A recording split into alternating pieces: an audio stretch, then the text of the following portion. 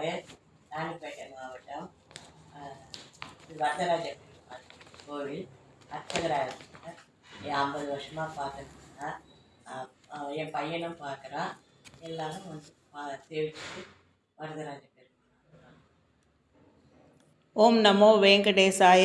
சென்னை, காஞ்சிபுரம், செங்கல்பட்டை அடுத்து ஆற்காடு, ராணிப்பேட்டை, ஆற்காடு, ஆரணி, வேலூர் உள்ளிட்ட ஊர்களில் இருக்கக்கூடிய கிராம திருக்கோயில்கள் 200 ஆண்டுகளுக்கு முற்பட்டதை ஆராய முற்படும்போது முதலாவதாக ஸ்ரீ வரதராஜ பெருமாள் திருக்கோயில் ஆற்காடு ஜங்ஷனிலிருந்து 1 நிமிட தூரத்தில் இந்த கோவிலை சென்றடையலாம்.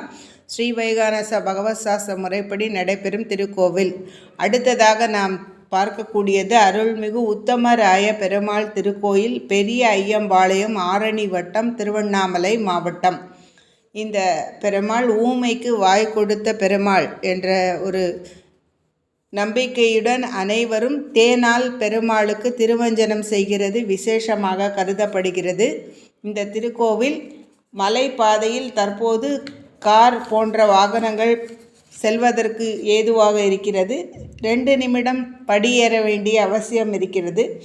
இந்த பெருமாள் திருக்கோவில் விஜயநகர மன்னர்களின் காலத்தை சார்ந்தது. கல்வெட்டுகளில் உத்தமகிரி பெருமாள் திருவேங்கடமுடையார் என்று குறிப்பிடப்பட்டுள்ளது. இந்த 18/1/2026 அன்று ஞாயிற்றுக்கிழமை சிறப்பாக ஸ்ரீதேவி பூதேவி திருவீதி உலா அனைவரும் பங்கேற்று சிறப்பிக்க பிரார்த்திக்கிறோம். இதற்கு அருகிலே துருவம் என்ற கிராமம் இருக்கிறது. அந்த கிராமத்தில் இருக்கக்கூடிய ஒரு சிறிய பெருமாள் கோயிலை சேவிக்கலாம்.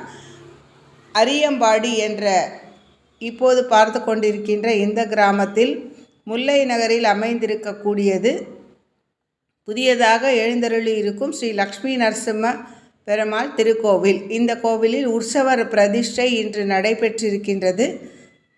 ஒரே நேரத்தில் 1000 பக்தர்கள் சேர்ந்து அந்த பெருமாளின் வைபவத்தை காணும் வகையாக வடிவமைக்கப்பட்டுள்ள இந்த திருக்கோவிலை அனைவரும் தரிசித்து பெருமாள் அனுகிரகம் பெறும்படியாக பிரார்த்திக்கின்றோம்.